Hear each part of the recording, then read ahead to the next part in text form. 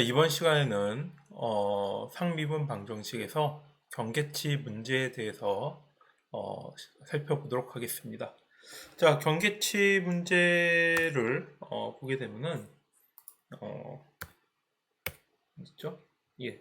우리가 이론 시간에 다뤘던 내용이 문제가 초기값 문제가 있었고 경계값 문제가 있었다. 라고 했는데 초이값 문제 같은 경우에는 미분 방정식에서의 각각의 함수 부분에 대해서 동일한 점에서 조건이 주어지는 경우가 초기치 문제다라고 했었습니다. 자, 근데 초기치 문제하고 조금 다른 부분이 경계치 문제 같은 경우에는 자, 미분 방정식의 도함수가 주어지지 않고 대신 여러 점에서의 조건이 따로따로 주어지는 경우들. 자, 이럴 경우에는 미분 방정식의 도함수, 이 도함수가 어떻게 되는지 모르기 때문에 문제를 풀기가 상당히 번거로운 일이 발생을 하게 됩니다. 자, 그래서 이 문제를 수치 해석적으로 우리가 접근할 때 접근하는 방법이 크게 세 가지가 있다 이렇게 다뤘습니다. 자, 하나가 사격법이라는 게 있는데요. 자, 사격법은 경계치 문제 같은 경우가 도함수를 모르기 때문에 일단 도함수를 아무 값이나 정하고 보자. 그 다음에 아무 값이나 정한 다음에 그 관계를 통해 가지고 실제 값을 초기값을 초기값의 도함수를 설정하는 단계가 되겠습니다. 자, 그래서 약간 뭐 주먹구구처럼 느껴지는 경우도 있고, 저도 처음에 요 사격법이라는 거를 배웠을 때, 뭐, 이런 방법이 다 있어? 자, 이렇게 생각을 하는 경우도 있었지만, 뭐, 나름 또 잘 맞는 부분이 있기 때문에, 이것도 뭐 많이 사용하는 방법인 것 같습니다. 자, 유한차분법에 대해서는 뭐 이론 시간에 이렇게 다뤘었는데, 자, 유한차분법 같은 경우에는 구간을 각각의 작은 단위의 구간으로 나눠가지고, 자, 이것을 우리가 앞에서 배웠던 차분에 대한 개념을 적용을 해서 구간마다의 식을 구해서 근사이를 구하는 방법이 되겠는데요. 자, 그래서 이 차분식이기 때문에 일종의 점화식을 이용하기 때문에 우리가 도함수를 굳이 알지 않더라도 접근해서 구할 수 있는 방법이 되겠습니다. 자, 오늘은 유한차분법은 다루지를 않겠는데요. 왜 그러냐면은 우리가 다음 시간에 배울 편미분 방정식에서 주로 다루게 되는 게 요 유한차분법 또는 유한계차법이 되겠습니다. 그래서 그 다음 시간 편미분 방정식을 하게 되면서 유한차분법을 이런 식으로 접근해서 사용하는구나 라고 알아두면 되겠습니다. 자, 그래서 우리가 이번 시간에 주로 다루게 될 내용은 요 사격법에 대한 내용이 되겠습니다. 자, 그러면 이제 사격법을 접근하는 방법 같은 경우에는 자, 이렇게 가정을 한다고 했죠. y의 도함수가 주어지지 않고 자, y에 대해서 앞에서 본 것처럼 y의 a 값, 그 다음에 y의 b 값, 자, 그리고 y의 도함수의 값은 모르는 상태가 되겠습니다. 자, 그래서 y의 a 그러니까 어떤 함수에서 a인 지점이 p일 때 B라는 지점이 Q일 때, 이 우리의 해함수를 구하는 방법이 되는 거겠죠. 자, 그래서 접근하기 위해서는 요 Y의 도함수를 일단 아무 값이나 설정을 하게 됩니다. 그래서 여기서는 알파 1이라고 이제 가정을 하고, 그 다음에 YB를, 초기값 문제라고 가정을 하고 풀게 되면은 당연하게 y의 b일 경우에는 r1이라는 값이 나오는데 이게 실제 해하고는 당연하게 다른 값이 될 수밖에 없게 됩니다. 뭐 운이 좋으면 될 수도 있겠죠. 여러분들이 무슨 신기가 있어가지고 잘 찍을 수도 있겠지만 자, 그 다음에 y의 도함수가 뭐 a 알파 2라고 했을 경우에는 y의 b를 R2라고 구해지게 되는데 어쨌든 두 개의 지점을 찍었는데 두 개의 지점이 당연하게 한 번에 맞을 확률은 거의 없겠죠. 자, 그래서 요 알파 1하고 R1하고 R2하고 그다음에 알파1하고 알파2를 어떤 좌표성의 두 개의 지점에 있는 직선이라고 가정을 한 다음에 그다음에 여기 있는 선형 보관을 통해 가지고 요 y의 a에 대한 초기값, y의 도함수에 대한 초기값을 추정해 나가는 방법이 되겠습니다. 자, 그래서 우리 그림에 보는 것처럼 첫 번째 시도를 통하고 두 번째 시도를 통한 요 두 지점 값의 요 직선을 잇는 요 선형 보관하는 방법을 도입을 하는 거가 되겠죠. 자, 그럼 이제 실습에서 요 부분을 이제 살펴보기 전에 자, 일반적으로 보게 되면은 요 사격법 같은 경우에는 주로 경계치 문제라고 했는데 경계치 문제 중에서 이계 도함수 그래서 미분이 2차 항인 2차 이계 도함수에서 적용을 할 때 주로 사용을 하게 됩니다. 자, 왜냐하면은 요 y의 도함수에 대해서 모르는 상태가 y의 이계 도함수일 경우에 주로 성립이 되는 문제들이기 때문에 구체적으로 이 도함수들의 문제들은 거의 대부분 2차 이계 도함수로 주어지게 되는 거겠죠. 자, 그러면 이제 우리 실습을 한번 하기 전에 이계 도함수를 어떻게 푸는지 그 앞 시간에서 다뤘던 게 미분 방정식의 1차 도함수를 푸는 방법이었습니다. 지금 예제에서 보는 거와 같이 2차 도함수로 구성되어 있는 미분 방정식 또는 뭐 다차, 뭐 3차, 4차 같은 다차 미분 방정식 같은 경우에는 매트랩으로 이렇게 풀려면은 항의 가공이 좀 필요합니다. 자, 예를 하나 보도록 하겠습니다. 여기 보게 되면은 x에 대한, y에 대한 2차 도함수에 대해서 미분 방정식이 하나가 있죠. 자, 그럴 경우에는 자, 어떻게 그 항을 가공을 하게 되냐면은 자, 우선 2차보다 낮은 항을 각각의 변수로 이제 선언을 하게 됩니다. 자, 그래서 여기 보게 되면은 y를 y1이라고 이렇게 선언을 하고요. 그 다음에 y의 도함수를 y2라고 이렇게 선언을 하게 됩니다.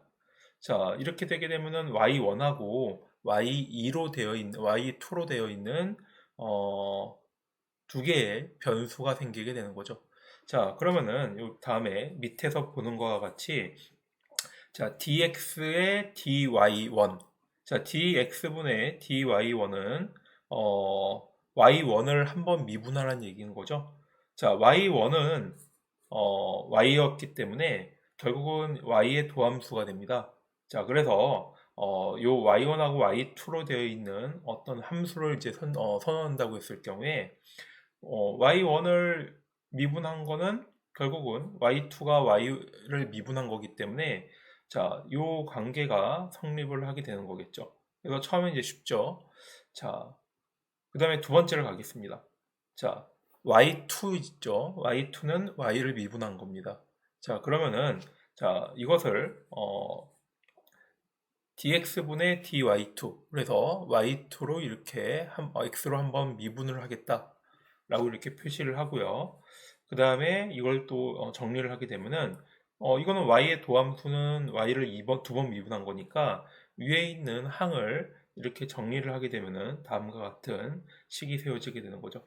자, 그래서 이렇게 지금 보게 되면은 앞에서 선언한 y1하고 y2라고 하는 두 개의 변수를 가진 두 개의 연립 방정식이 성립을 하게 됩니다. 자, 여기까지가 우리가 준비 과정이 이제 끝난 거가 되겠고요. 자, 그럼 왜 이렇게 하냐? 이렇게 하는 가장 큰 이유가 앞에서 우리가 미분 방정식을 풀기 위해서 두 가지를 배웠죠. 하나는 어, OD45 아니면 OD23 같은 매트랩에서 제공해주는 연립 방정식 매트랩에서 제공해주는 미분 방정식의 해외 기법 명령어가 있었고 그 다음에 뭐 오일러 방법이라든가 아니면 룬케쿠타 같이 실제 수치적으로 접근을 해서 푸는 이제 방법이 있었습니다. 자, 근데 특징을 보게 되면은 자, 이 명령어들 같은 경우가 y에 대한 도함수하고 y의 관계에 의해서 성립을 하게 됩니다. 자, 그래서 y의 도함수를 어떤 우리가 매트랩에서의 함수 관계, 지금까지 만들어 놓은 함수 관계를 이용해서 풀게 되면은 결국은 y의 도함수, 그 다음에 그다음에 y의 2차 도함수는 y의 1차 도함수. 자, 이런 어, 관계로 정리를 해줘야지만 문제를 풀 수가 있다는 얘기인 거죠. 자, 항을 이렇게 미분을 한 연립 미분 방정식을 만들어 보았는데요. 이제 매트랩에 적용을 하기 위해서는 한 가지 단계가 더 필요로 하게 됩니다.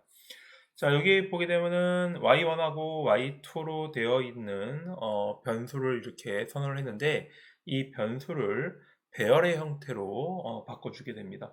자, 여기 보는 것처럼 y1은 y의 첫 번째 원소, 그 다음에 y2는 y의 두 번째 원소로 변환을 해주게 됩니다.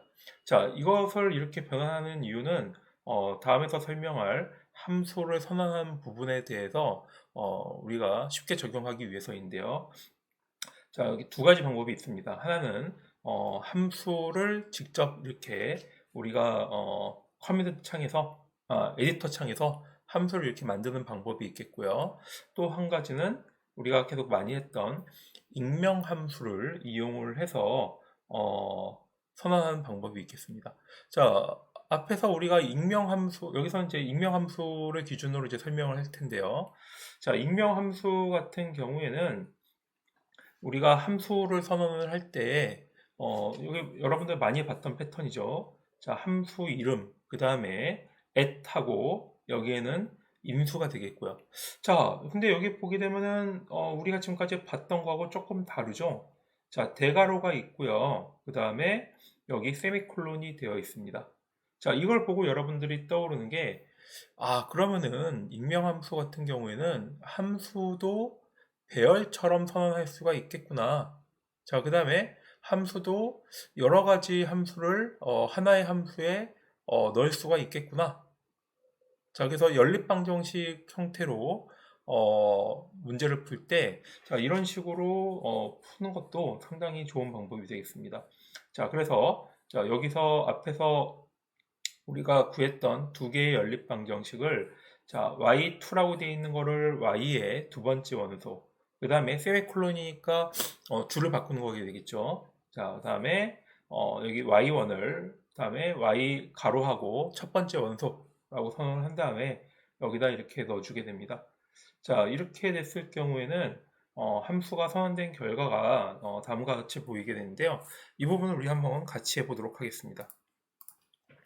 자, dq는 at x, y, 그 다음에 y의 두 번째 원소, 그 다음에 1 빼기 x의 답은 5 나누기 곱하기 y의 첫 번째 원소.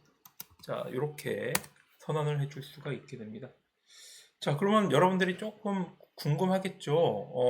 요 값을 우리가 어떻게 넣을 수가 있을까?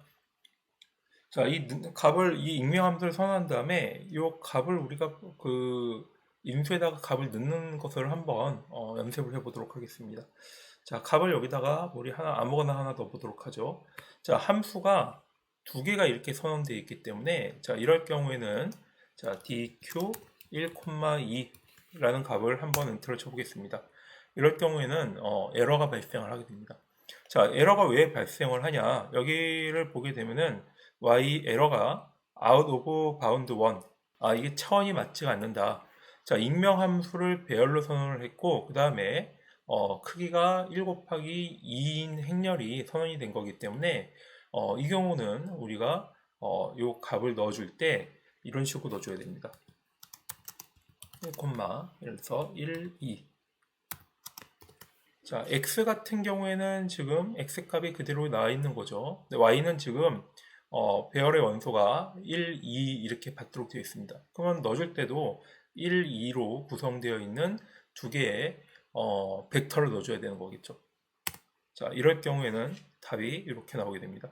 자, 그럼 이 결과를 보게 되면은 어떻게 나오는지 한번 따져보도록 하죠. 자, 첫 번째 행은 y의 2에 대한 값이 나오기 때문에 자, 1, 2니까 첫 번째는 2라는 값이 나오게 되는 거죠.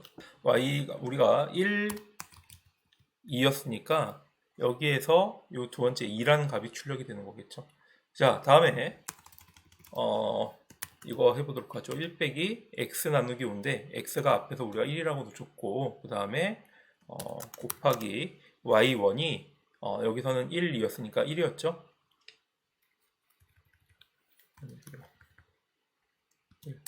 자, 이렇게 하면 0.8이라는 값이 나오게 됩니다. 자, 그래서 이걸 보고 여러분들이 익명함수도 상당히 여러 가지 활용 방법이 있구나. 자, 이렇게 생각을 할 수가 있고, 자, 이 기법 같은 경우에는 연립방정식을 선언을 해서 동일한 값을 넣어줄 때 상당히 효과를 발휘를 하게 됩니다. 자, 앞에서 우리가 SOR 반복법이라든가 행렬에 관련해 가지고 반복법을 이용한 방정식을 푸는 방법을 배웠죠. 자, 이런 방정식을 푸는 방법을 사용할 때도 반복법을 사용할 때 함수들을 이렇게 그 함수에 대한 행렬 형태로 표현을 하게 되면은 또 수월하게 선언을 할 수가 있게 됩니다. 자, 그럼 이제 준비 과정은 이제 끝났고요. 실제 익명 함수를 이용해서 여러 가지 함수를 연립해서 사용할 수가 있다. 자, 그 다음에 자, 그러면 이것을 사용을 해가지고 실제 본 게임인 사격법을 한번 우리가 시행을 해보도록 하겠습니다. 자, 여기 보게 되면은 이렇게 우리가 가정을 하나 했죠. 자, y의 도함수가 이 문제를 보게 되면요.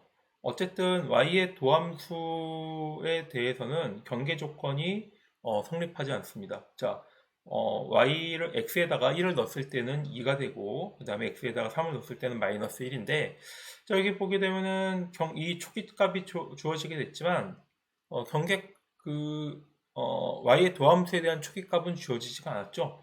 자, 그래서 y의 도함수를 어떤 값을 넣었을 때 이 알파라고 하는 초기값이 주어지지 않기 때문에 우선 우리가 가정을 해야 되게 됩니다. 자, 근데 경계 조건에서 보게 되면은 경계 조건은 x가 1일 때하고 x가 3일 때. 자, 그래서 우리가 구간을 1부터 3으로 놓으면 이제 좋겠죠. 자, 그래서 y가 x에다가 1을 넣었을 때 y의 도함수를 일단 마이너스 1.5로 우리가 가정을 하도록 하겠습니다. 자, 여러분은 실습할 때 마이너스 1.5를 넣어도 되고 아니면은 여러분들이 원하는 다른 값을 넣어도 상관이 없겠습니다. 자, 그랬을 경우에 자, 여기 y의 3의 값을 비교를 해보면 되겠죠. 자, 그래서 요 알파 1을 y의 도함수 이 초기값을 넣어준 걸로 가정값을 마이너스 1점으로 삼게 됩니다. 자, 그 다음에 요 R2는 y의 도함수를 1로 넣었을 때 1에서의 y의 도함수를 마이너스 3으로 넣었을 때 y의 3에 대한 값이 되는 거겠죠. 자, 그걸 R2라고 놓고요. 그 다음에 알파2는 y의 도함수를 마이너스 3으로 놨을 때, 자, 이거의 값을 이렇게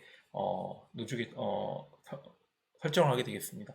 자, 그래서 4개의 값이 나오게 됐죠. R1, 알파1, R2, 알파2가 이렇게 나왔습니다. 자, 그러면은 첫 번째 y의 도함수를 마이너스 1.5로 가정했을 경우를 우리가 앞에서 배웠던 미분 방정식 명령을 푸는 명령을 이제 사용을 해서 실습을 해보도록 하겠습니다. 자, 보게 되면은 자, 앞에서 dq라는 함수를 우리가 선언을 했죠. 자, od 이렇게 x 그 다음에 y1 은 od 4, 5 그 다음에 dq 1, 3 그 다음에 2, 마이너스 1.5 자, 이렇게 입력을 해주게 됩니다. 자, 이게 요 값을 우리가 보게 되면요. 자, 1하고 3은 여기서 우리가 앞에서 봤던 이 경계 조건을 얘기하는 거겠죠. 자, 그래서 여기 첫 번째는 여기서는 구간이 되는 거니까 요 구간에 대해서 1부터 3까지 보겠다. 자, 두 번째를 유심히 봐야 되는데 두 번째는 초기값이 되겠습니다. 자, 근데 앞에서 우리가 선언했을 때, 자, y의 도함수, 그 다음에 y의 도함수의 도함수에 대한 초기값이었기 때문에 처음에는 y에 대한 y에 대한 초기값인 2를 여기다가 넣어주게 됩니다. 그 다음에 여기가 두 번째 행 같은 경우에는 y의 도함수의 초기값이었죠. 자, y의 도함수 초기값을 여기서 우리가 마이너스 1.5라고 가정했기 때문에 두 번째는 마이너스 1.5라는 값을 선언을 해주게 됩니다. 자, 이렇게 하고 엔터를 쳐보겠습니다.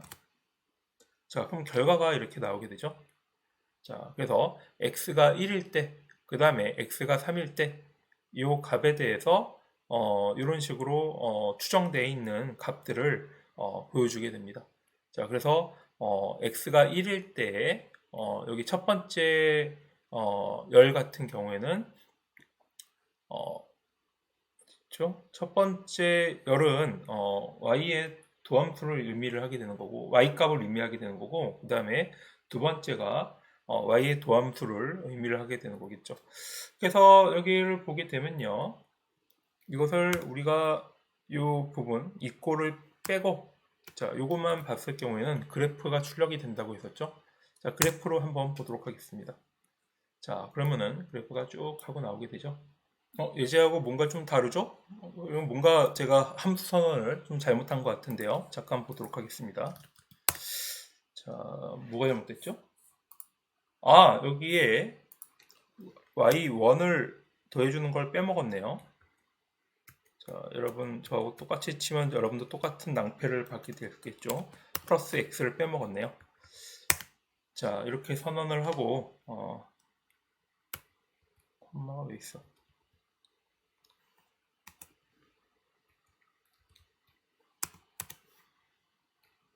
자, 이렇게 보고 다시 한번 실행을 해보도록 하겠습니다.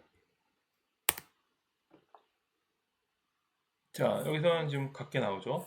자, 여기 파란색이 있고, 자, 빨간색이 이렇게 보이게 되는데요. 자, 이 파란색은 y의 도함수에 대해서 y에 대해서 해를 이렇게 풀게 되는 거겠고요. 그 다음에 두 번째 빨간색 라인은 자, y의 도함수에 대한 해를 풀어서 이렇게 그 출력을 시킨 두 개의 그래프가 나오게 되겠습니다. 자, 우리가 관심이 있는 거는 그래서 마이너스 1.5라고 했을 때, 마이너스 1.5라고 했을 때 나오는 값, 이걸 비교하기 위해이기 때문에 자, y가 3일 때의 요 y 값을 한번 보도록 하겠습니다. 자, 이걸 다시 x하고 y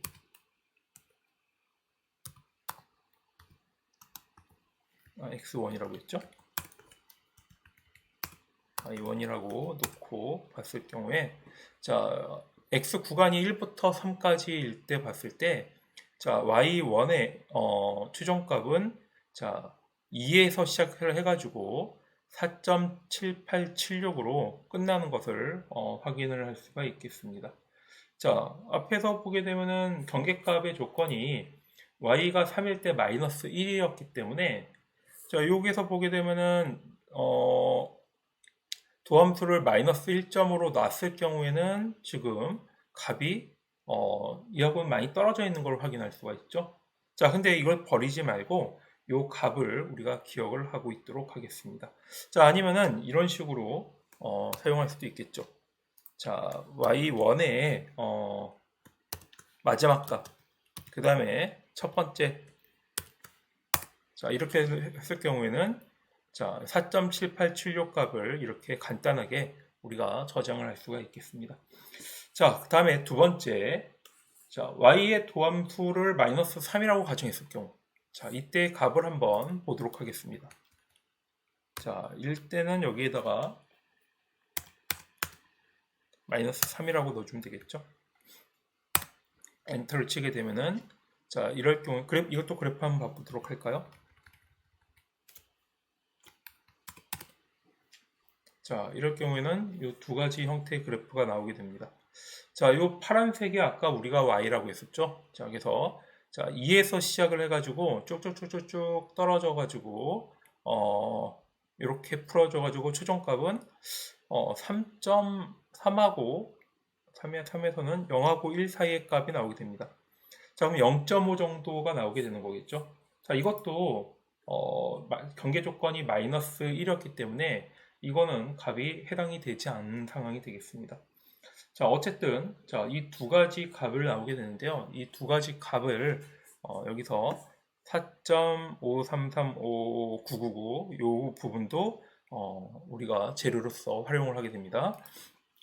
자, 그럼 이것을 다시 넣어줘야겠죠. 자, x2, y2에다가 이렇게 저장을 해서 놓도록 하겠습니다. 자, 아까 제가 마이너스 1.5일 경우 제대로 안 넣었었죠. 자, 그래서 x1, y1. 자, 그래서 요 값에 해당되는 값이 x, y1에 and 1 4.7876하고 그 다음에 y2에 and 1 하게 되면 0.4360. 자, 요 두 가지 값을 우리가 이용을 해서 선형 보관을 해보도록 하겠습니다. 자, 이 공식을 이제 값을 이제 R1, R2, 알파1, 알파2가 이제 생겼기 때문에 위에 있는 공식에다가 넣어보도록 하겠습니다. 자, 그래서 자, 위에 있는 알파2에서 알파1은 구간을 의미한다고 했죠. 자, 그래서 구간 알파2가 가정값이었죠. y1의 가정값이 마이너스 3.0이었고 그 다음에 마이너스 1.5였으니까 자, 빼기니까 플러스가 되겠죠. 1.5. 자, 나누기. 그 다음에 자, 여기에서 y2에서 y1을 뺀 값이 되겠죠. r2에서 r1을 뺀 값이니까 자, 앞에서 여기다 값을 그냥 그대로 넣어도 되고 아니면은 우리서 구했던 요 값으로 넣어줘도 되겠습니다. y1에 1. 자, 이렇게 해서 두 가지 변수 R1, R2, 알파1, 알파2로 구성되어 있는 직선에 대해서의 기울기를 이렇게 구하게 됐습니다. 자, 그 다음에 여기에 요 알파 값을 요 공식에다가 넣어주기 위해서는 자, 이렇게 값을 넣어줘야 되겠죠. 여기가 우리가 마이너스 1에서의 여기서 보게 되면은 경계 조건이 마이너스 1에서의 값을 알고 싶은 거니까 자, 마이너스 1을 넣어주게 됩니다. 그 다음에 빼기 R1이었으니까 자, Y1에 엔드를 넣어주면 되겠죠. 자, 그 다음에 더하기 알파1. 자, 알파1이 마이너스 1.5였으니까 여기에 마이너스 1.5를 넣어주면 되겠습니다. 자, 이렇게 해서 지금 마이너스 3.4950이라는 값이 나오게 됐습니다.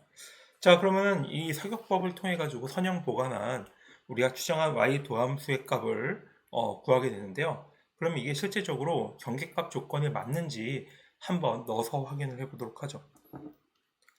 자, 여기에 OD4에 자, 추정한 그 도함수의 값이 마이너스 3.4950. 자, 이 값을 넣어주도록 하겠습니다. 자, 그리고 엔터를 치게 되면요. 시간이 조금 걸리네요. 자, 위에서 파란색으로 봤을 경우에 보게 되면은 y에 대한 값이 되겠죠. 자, 이 파란색 궤적을 추적을 해보게 되면은 자, 2에서 시작을 한 다음에 쭉쭉쭉쭉쭉쭉 내려와 가지고 마지막 값이 자, 1에 해당이 되게 되겠습니다. 자, 그러면 경계값 조건에 우리가 맞는지 한번 확인을 해보도록 하죠. 경계 조건이 지금 마이너스 1이었기 때문에 자, 이 조건으로 풀어보니까 저 마이너스 1이 나오는 것을 확인할 수가 있죠. 값으로 한번 보도록 하겠습니다.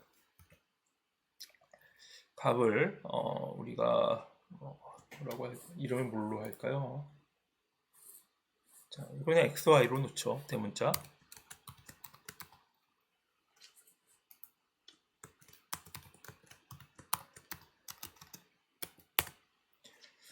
자, 여기 보게 되면은 x가 1부터 시작해 가지고 3까지 구간에서 자, 첫 번째 쭉 추적해서 나간 게 마이너스